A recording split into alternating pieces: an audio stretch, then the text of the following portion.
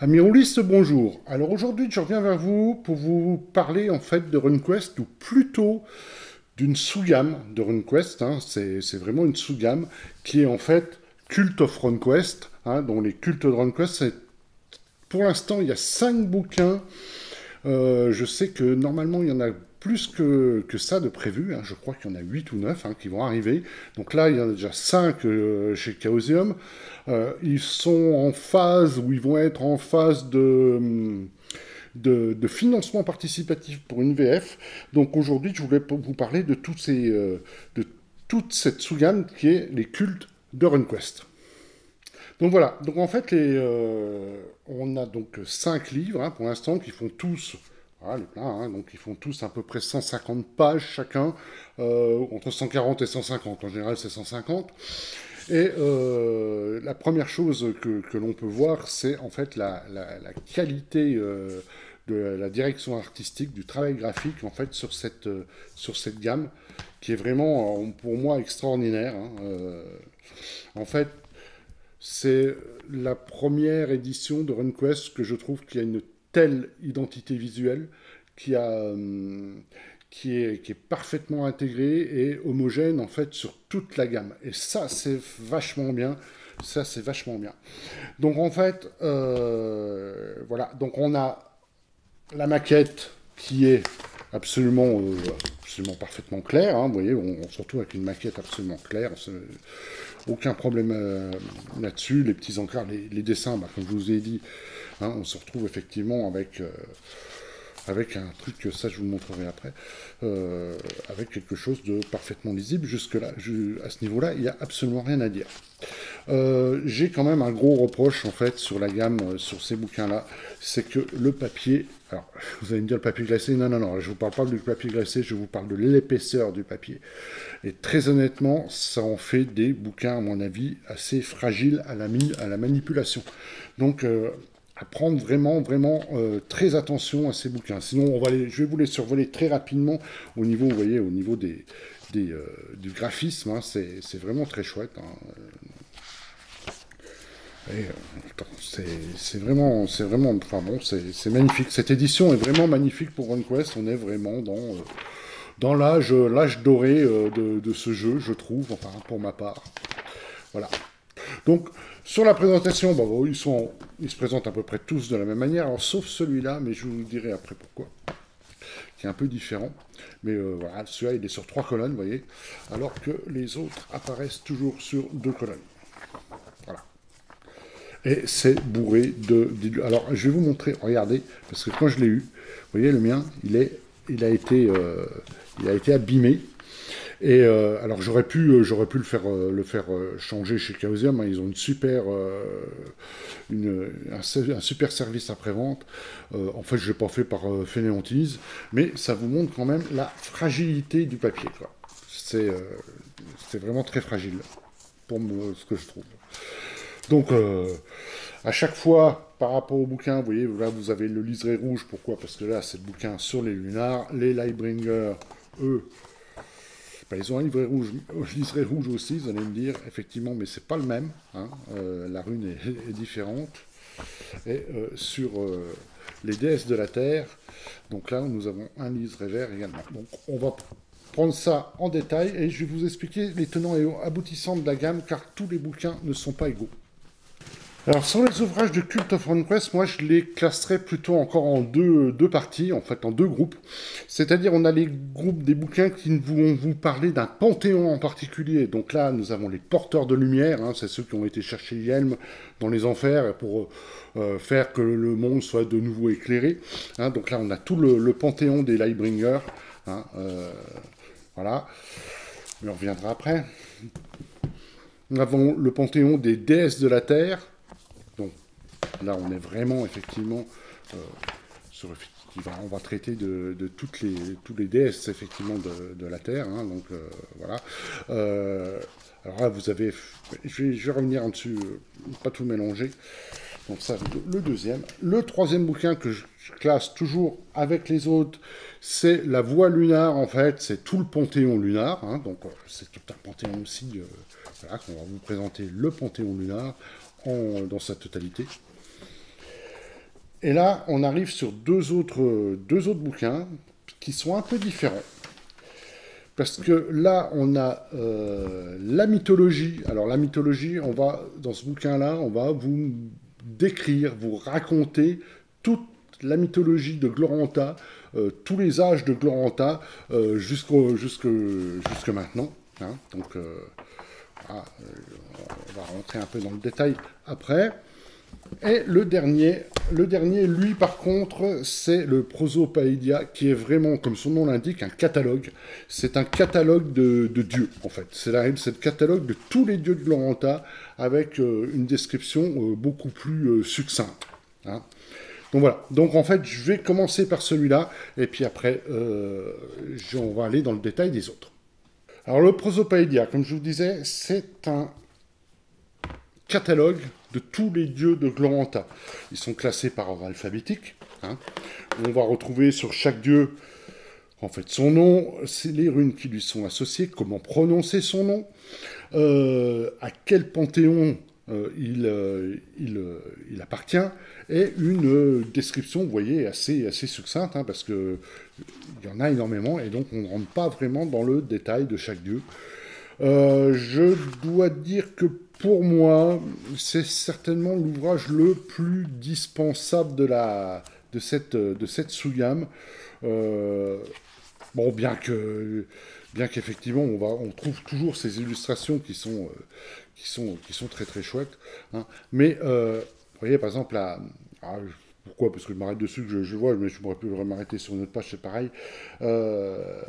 La chauve-souris pourpre, ben voilà, en fait, vous avez une description de la chauve-souris pourpre qui n'est que de quelques lignes, hein, alors qu'elle est décrite en détail, en fait, dans le Lunar Way, donc dans la voie lunar, le bouquin associé au culte des lunars. Et donc là, alors je ne me suis pas amusé à compter combien il y en a vraiment un bon gros paquet. Le bouquin est complètement système free, il n'y a aucune notion de système dedans, hein, absolument rien. Ce n'est que du texte sur tous les dieux. Alors, il y a quand même du boulot, hein, quand même. Hein. Il y a vraiment quand même du boulot. Mais comme je le dis, c'est pour moi peut-être le moins intéressant de la gamme. Voilà. Donc, il fait 140 pages, celui-là. Voilà. Donc ça, c'est le Prosopaedia. Alors après le Prosopaedia, je vais vous présenter le Mythologie. Et très honnêtement, le Mythologie, pour moi, c'est un must-have, c'est une petite merveille. Pourquoi? On va voir ça ensemble. Alors le Mythologie, en fait, il se veut un monomythe. C'est-à-dire, ce sont des étudiants, des magiciens, des sages en fait du second âge qui ont pris tous les mythes de Glorantha pour en faire un unique en fait, et pour pouvoir raconter toute l'histoire des dieux et des déesses sur Glorantha en quelque chose de cohérent et fluide. Alors, on retrouve ça. Au début, on vous explique qu'est-ce que c'est un culte, machin, on va pas me dire, hein. Mais c'est par rapport à Glorantha. Donc là, vous avez toute la cosmologie de Glorantha depuis en fait ce qu'on pourrait. Alors c'est beaucoup plus compliqué que ça, mais on pourrait prendre depuis le paradis jusqu'aux enfers, hein, jusqu'au chaos. Et voilà, vous avez toujours ces dessins qui sont extraordinaires en fait. Hein, ça fait vraiment des fresques qui vous montrent bien Alors en propos de fresques, il y a quelque chose qui est extraordinaire. Et ça, c'est carrément extraordinaire. Alors, vous n'allez pas l'avoir en entrée. Alors, mon gros déception, c'est qu'ils ont pris cette superbe fresque. Elle n'est pas détachable, elle est prise dans la reliure. Ça, c'est pas bien. La fresque est magnifique, mais alors vous avez une fresque, en fait, elle représente en gros tous les dieux, toute la cosmogonie de Glorantha. Ça, c'est vraiment extraordinaire. Hein. On vous explique les runes, on vous explique, et là, le monde, en fait, Gendertella. Hein, alors, c'est vraiment un complément au sourcebook sur Glorantha. Comment il s'appelle déjà? Magic, il est où? J'ai mis mon... Voilà, oui, bah, c'est le Glorantan Sourcebook. C'est vraiment un complément, parce que là, on vous explique très succinctement, en fait, la géographie.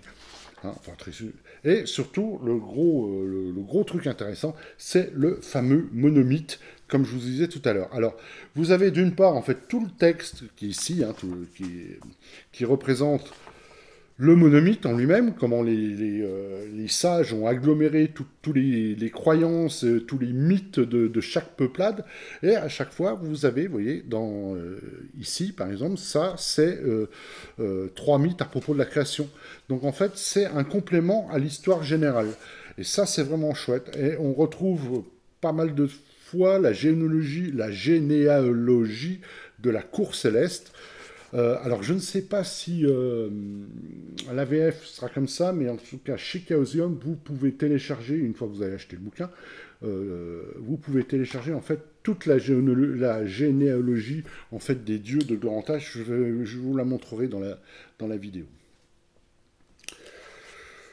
Donc voilà, et vous voyez le mythe des 7 enfers, le mythe du pic cosmique, et tout à côté, toute l'histoire en fait de Glorantha depuis les temps dorés, en passant par la guerre des dieux, vous voyez, voilà, vous avez les plaques en cuivre de Yutupa qui vous montrent en fait la création du monde jusqu'à ce que Yelm soit détruit. Hein. Voilà,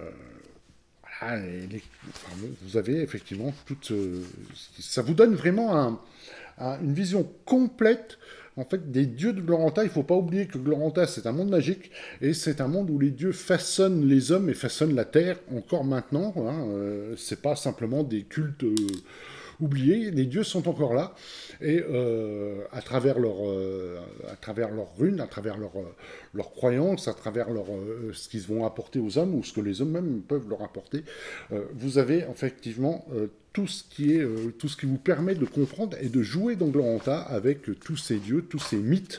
Et ça, moi, je trouve ça vraiment très chouette. Vous voyez, il y en a pas mal. Hein. Voilà, donc toujours ces dessins qui sont absolument magnifiques. Vous avez un paragraphe pour comprendre la mythologie. Hein. Voilà. Les dieux dans l'histoire, les dieux du ciel. Et là, on arrive aux cartes mythiques. Et ça aussi, quand vous regardez, voilà, vous avez une carte pour chaque âge de Glorantha, donc l'âge doré. Hein, et les cartes sont vraiment chouettes. Avec à chaque fois des localisations de la carte hein, qui sont mis à côté. Les ténèbres, les ténèbres initiales, les ténèbres moyennes, vous voyez, toujours avec cette carte qui évolue. Alors tout ça, ça fait référence effectivement à tout ce qu'il y a dans les textes, hein, toute l'explication que vous avez dans le monomythe. Et voilà, jusqu'à, en fait, alors ça c'est la grande ténèbre, hein, les grandes ténèbres en fait du monde. Le pic central a été détruit, et ce qui vous explique en fait le fameux vortex entre Penertella et Ganertella, c'est l'emplacement en fait du pic qui a été détruit. Là, nous avons l'âge gris, hein, quand les étoiles reviennent un petit peu, parce que le monde a été plongé dans les ténèbres. En fait, vous avez tout ça qui est expliqué de long en large dans ce livre. Vous avez... Alors là, il y a un truc qui est intéressant, parce que vous avez le catalogue des dieux. Vous allez me dire, Fred, tu m'as déjà parlé du catalogue des dieux dans le Prosopédia. Oui, mais là, alors on ne les a pas tous. Par contre, on a les panthéons. Alors, qu'est-ce qu'on a? On a les Lightbringers, donc les porteurs de lumière. On a les dieux de la terre. Et vous voulez voir où je veux en venir. Les dieux du ciel. Les dieux lunars. Les dieux des ténèbres, les dieux de l'eau, les dieux des esprits et des totems animaux, et les seigneurs de la terreur. Alors pourquoi je vous ai parlé de tout ça? Parce que je vous ai dit au début que Cult of RunQuest, là pour l'instant il y a 5 bouquins, et il y en aura d'autres. Et bien parce qu'en fait les autres, ils devraient couvrir ceux qui n'ont pas été encore produits. Donc moi je pense, je mettrai ma pièce sur effectivement les dieux du ciel, les dieux des ténèbres, les dieux de l'eau et certainement quelque chose, un bouquin pour les animaux, les esprits et totems, et les seigneurs de la terreur. On verra si j'ai raison ou pas. Mais en tout cas, ça vous montre que cette sous-gamme n'est pas terminée. Il y a encore beaucoup de choses à dire. Alors, encore une chose sur mythologie. On vous donne... Alors, vous avez le Universal Cult Format. Cult Format. Donc, en fait, il vous montre pour chaque culte comment ils l'ont organisé. Donc les noms, les runes, la mythologie et son histoire, le temps d'avant, avant le début des temps, depuis que le dieu temps est arrivé, la vie après la mort, etc. La nature du culte, on vous explique qu'est-ce que c'est la raison, je vais vous dire pourquoi, la raison de son existence, la position sociale et politique. On vous explique, là, on ne vous donne pas pour chaque culte, on vous dit ce on va vous dire dans ce paragraphe.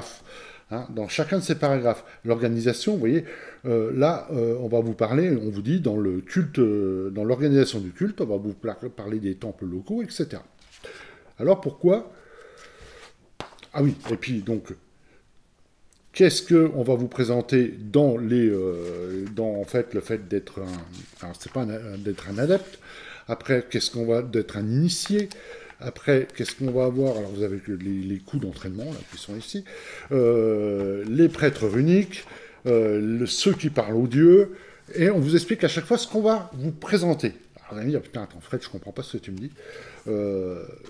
Eh bien, tout simplement parce que tous ces paragraphes, c'est ce qu'il y a dans les livres qui traitent d'un panthéon.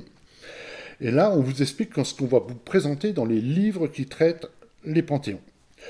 C'est pas répété en fait dans les livres qui traitent les panthéons. On vous donne brut de fonderie, mais par contre, si vous vous référez à ça, vous comprenez ce qu'on veut vous expliquer dans chaque bouquin des panthéons. Et voilà. Et c'est pour ça que pour moi, on m'a posé la question, on m'a demandé qu'est-ce que tu en penses, quel est celui à avoir et lire en premier. Alors moi, c'est simple, mythologie pour moi c'est un must-have, il faut l'avoir et c'est celui à lire en premier.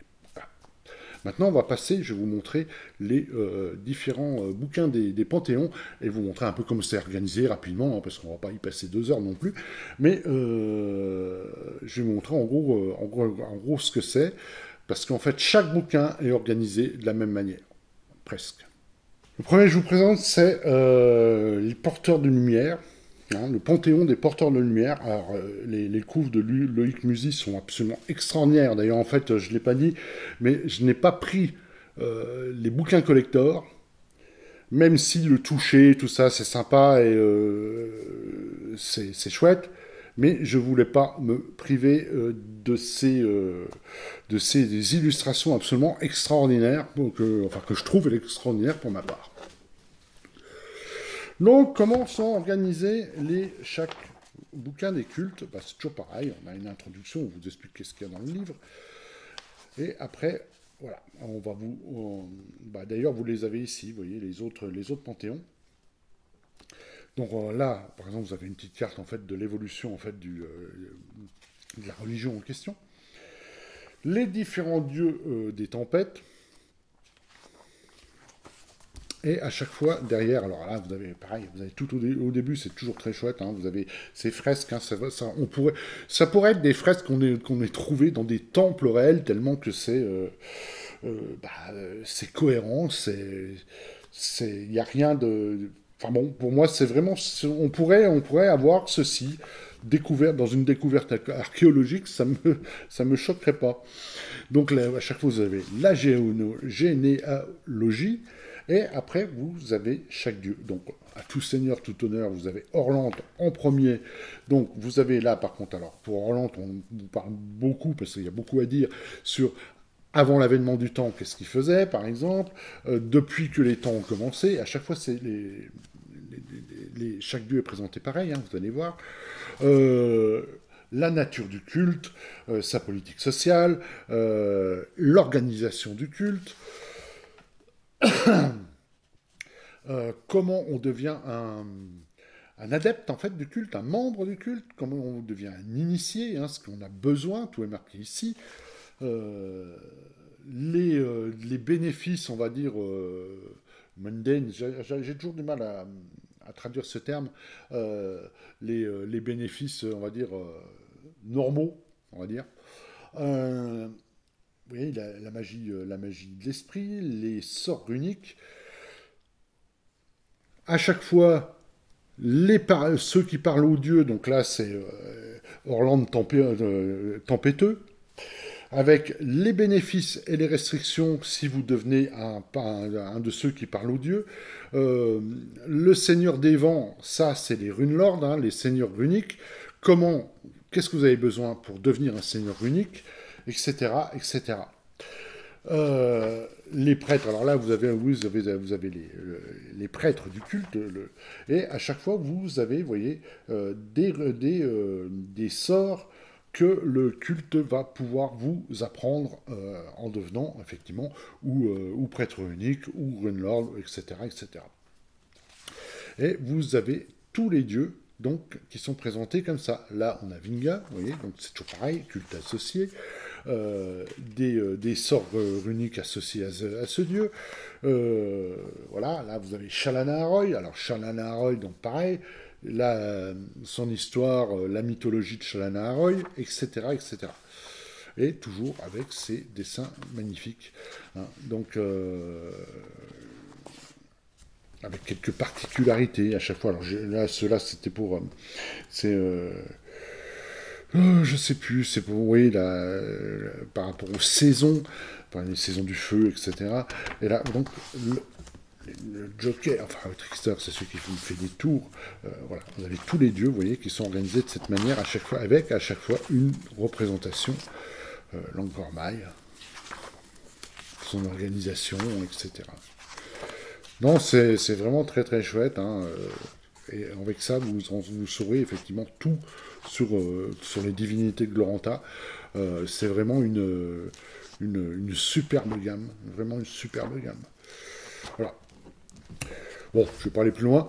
Cult of Conquest, les Lightbringers. Je vais vous montrer les deux autres quand même, hein, mais vous allez voir, c'est la même organisation. Alors celui-là, nous avons effectivement donc, tout le panthéon des déesses de la Terre. Toujours, c'est... Enfin, bon, j'ai déjà dit, hein, je ne vais pas le redire. Une illustration magnifique, voilà, comme ça, je l'ai redit. Et donc, on retrouve effectivement la même chose, l'introduction. Exactement pareil, où se trouve en fait ce culte, où est-ce qu'il est développé dans le monde. Les différents dieux du Panthéon de la Terre, qu'on va vous présenter, en fait. Toujours exactement pareil, vous voyez, ces représentations, cette généalogie. Et après, on passe effectivement aux dieux avec la même organisation, le mythe avant le temps, depuis que le temps a commencé, la nature du culte, son organisation, comment on devient un initié, un membre, quelqu'un qui parle aux dieux, une prêtresse de la terre, hein, qu'est-ce que vous avez comme sortilèges associés et les runes associées, hein, les cultes associés également. Avec de temps en temps, effectivement, vous voyez, ça c'est pour brasser. Donc pour brasser, vous avez des petites tables avec comment dire, une compétence. Et vous avez ça sur tous les dieux du panthéon des déesses de la Terre. Donc c'est organisé tous de la même manière. Hein. Alors là, vous avez l'histoire des elfes ici. Asrelia, qui ne sont pas les mêmes elfes qu'ailleurs. Hein. Asrelia, hein. Enfin, bon, voilà. Ils y passent tous. Hein. Et ces dessins qui sont extraordinaires. Et si vous connaissez un peu les runes, bah, vous savez déjà vers quoi on tend, on va dire. Voilà. Non, c'est vraiment des... Vraiment une superbe gamme, je me répète. Après, j'en rediscuterai, je reparlerai de ça dans ma conclusion. Voilà. Les déesses des grains. Ouais. Voilà. Et oui, vous avez aussi Mostal dedans, hein, si je ne me trompe pas. Oui, il y a Mostal, le fameux dieu des nains. Pas mal. Voilà. Petit Koratek. Voilà, donc c'est toujours, vous voyez, présenté de la même manière. Maintenant, un petit peu différent pour le dernier, on y arrive tout de suite. Le dernier qui est sorti, et mais qui ne sera pas le dernier, mais en tout cas le dernier qui est sorti, c'est la voie lunar. En fait, donc c'est tout le panthéon lunar qui est présenté comme les autres. Ouais. Toujours l'introduction. Où on va retrouver le culte, les différents dieux du culte, toujours en fait les dieux lunars et les déesses lunars sur ces fresques, la généalogie, et bien sûr, bon là on vous parle de l'Empire lunar, mais dedans en fait il y a quelques petites particularités, parce que vous voyez, la lune rouge, hein, c'est la déesse rouge, et là, vous avez, par exemple, les deux faces de cette lune rouge, et des lieux sur cette lune, hein, car la déesse rouge peut éventuellement s'incarner sur Terre. Alors, j'ai raconté n'importe quoi par rapport aux spécialistes de Gloranta, mais bon, voilà, j'arrête. Je vais pas aller plus loin. Là, par contre, effectivement, vous avez effectivement toute la présentation sur ces lunes. On vous parle de l'ancienne, parce qu'il y avait une lune aussi avant, que la déesse rouge arrive à son ascension. On vous parle un petit peu, en fait, de l'ancienne religion de... Et on part à chaque fois maintenant sur les lieux lunars, comme dans les autres, avec une petite particularité, c'est qu'en fonction de la phase de la lune rouge, eh ben, les sorciers, les adeptes des dieux lunars ont plus ou moins de puissance. Hein. Voilà. Alors, en sachant quand même qu'il y a dans ce... J'adore la représentation de la chauve-souris pourpre, elle est vraiment magnifique. Crimson, c'est pas pour moi.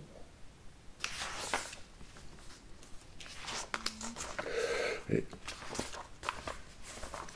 faut faire très attention au papier, c'est ce que je vous dis, c'est vraiment ce que je pourrais reprocher. Alors, oui, je suis en train de m'endormir là. À la fin, parce que vous avez quand même... Vous avez l'empereur rouge, hein, qui lui est une divinité aussi. Et vous avez tous les masques de l'empereur, c'est-à-dire chaque réincarnation de l'empereur, tout est là. Hein, donc ça vous donne vraiment du fluff, c'est vraiment très très intéressant. Hein. Pourquoi, voilà, à chaque fois, vous voyez, l'empereur, dans une de ses incarnations, il a un surnom, on va dire, quelque part.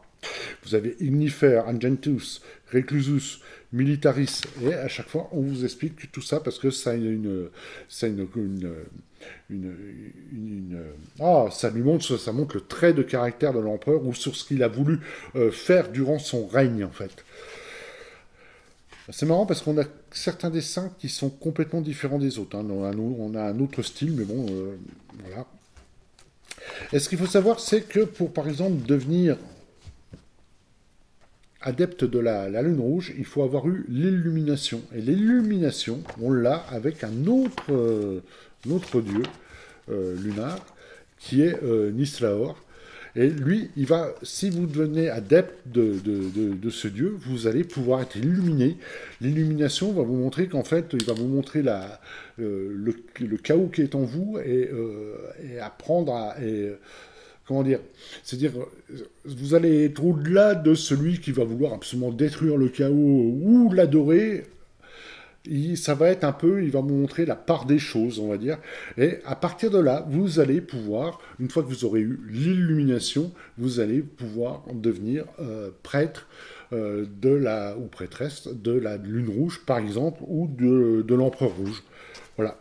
Et ça, c'est pareil, hein, ça donne vraiment beaucoup de fluff au monde, beaucoup d'histoires, de l'or, enfin appelez-le comme vous voulez.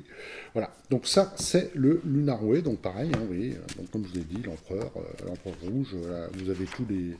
Et vous avez aussi la nature de culte. Alors là, parce que la déesse rouge, forcément, elle est beaucoup développée, hein. Normal, c'est la déesse de tout le Panthéon, hein, on va dire le chef du Panthéon, avec effectivement son organisation. Vous voyez, vous avez son ascension à chaque fois sur des illustrations comme ça, les différents. Alors vous avez également des traits du chaos ou la malédiction de Ted. Je ne vais pas rentrer dans les détails. Voilà.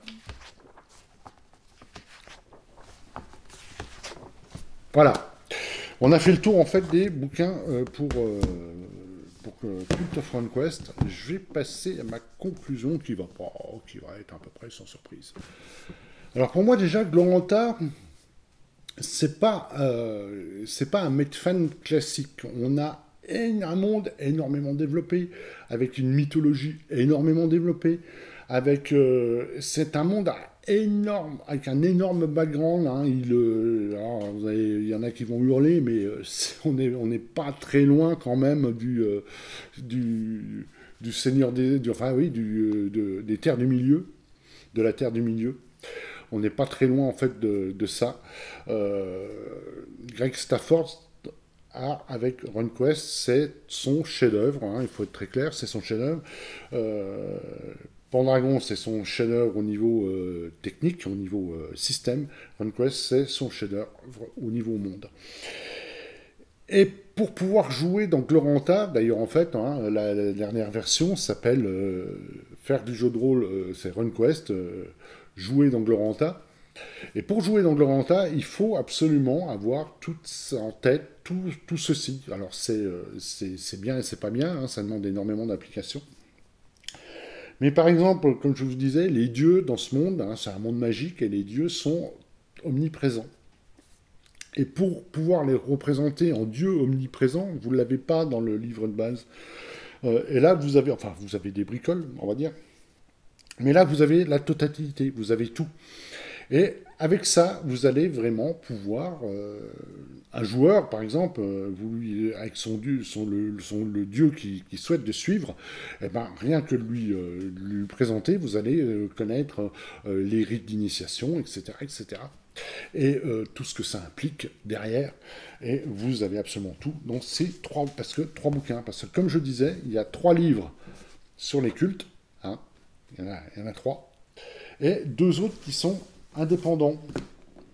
Alors, honnêtement, le Prosopédia, bon, si vous n'avez pas l'intention d'acheter les cultes, les bouquins des cultes, ou pas tous les bouquins des cultes, ça peut être utile parce que ça va vous donner la liste des dieux avec une petite description. Donc ça peut combler un manque. Mais autrement, c'est qu'il est assez dispensable, de mon avis. Celui qui est indispensable et à lire en premier, c'est le Mythologie. Parce que dans le Mythologie, alors déjà, on vous présente toute l'histoire des différents âges de Gloranta, avec, enfin, du point de vue des dieux, hein, donc c'est très important, c'est toujours du point de vue des dieux, et on vous explique comment on va organiser dans chaque bouquin en fait de Panthéon, comment chaque bouquin de Panthéon va être organisé et qu'est-ce que on va vous expliquer dans chaque paragraphe. Donc pour moi, de toute façon, Mythologie, c'est certainement celui à se procurer en premier. Si vous avez un choix à faire, c'est celui-ci, et c'est celui, en tout cas, qu'il faut lire en premier. Ça, pour moi, c'est clair, net. Enfin, vous faites comme vous voulez, hein, mais en tout cas, c'est mon avis. Et donc, on se trouve là avec une gamme absolument fantastique au niveau des cultes. Il va encore en avoir un certain nombre de bouquins, et ça j'ai vraiment, vraiment beaucoup envie de voir la suite, parce que ce sont vraiment de superbes ouvrages. Et même, vous voyez, en fait, pour tout vous dire, il y a très, très longtemps que j'ai pas fait jouer RunQuest. Enfin, très longtemps. Et rien que de lire ces différents panthéons, se dire, lire les dieux, mais encore plus, mythologie, ça se lit comme une histoire, hein, que vous pourriez trouver sur un pays, sur un monde. Et en fait, vous avez presque pas besoin d'y jouer pour apprécier en fait la qualité de ces bouquins. Et j'attends avec impatience la suite. Et surtout, il y a un autre, et donc du coup qui me donne en fait une envie encore plus développée, c'est d'avoir la prochaine sous-gamme qui va se sortir, qui s'appelle Land of RunQuest, donc qui va décrire en fait des régions. Et le premier, Seigneur tout honneur, le premier c'est la région de la Passe du Dragon, et ce premier bouquin doit sortir au mois d'octobre. Et celui-là, je l'attends avec impatience. Donc voilà, écoutez, je ne vais pas aller plus loin.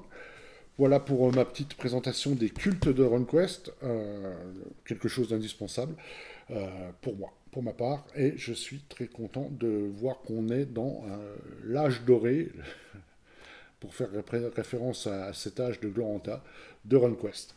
Voilà, donc je ne vais pas vous embêter plus longtemps avec mes blabla. Écoutez, j'espère que cette vidéo vous aura plu ou vous aura été utile. Et puis, je vous donne rendez-vous bientôt pour de nouvelles vidéos et de nouvelles présentations. Et en tout cas, merci, bon jeu et à bientôt.